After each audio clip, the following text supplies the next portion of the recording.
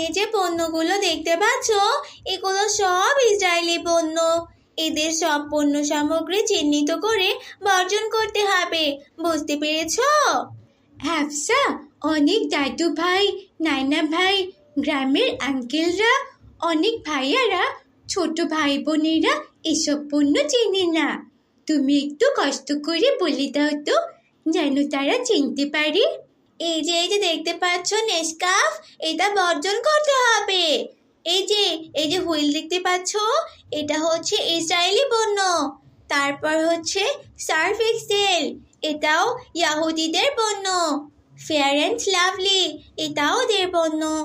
তারপর হচ্ছে 7 আপ, এটা চেনে না এমন মানুষ খুব কমই আছে। রিন, এটাও ওদের পণ্য।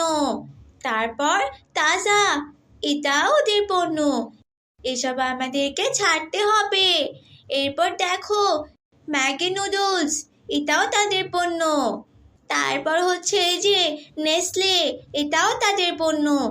Eggs, Pepsodent, close up, KitKat, Garnier men, L'Oreal, Sunsilk, Clear, Dove, Coca Cola, Pond's, Vaseline, Pond's, Bata, Pepsi, এই সব কিছুই তাদের পণ্য। তাদের আরো অনেক পণ্য সামগ্রী আছে।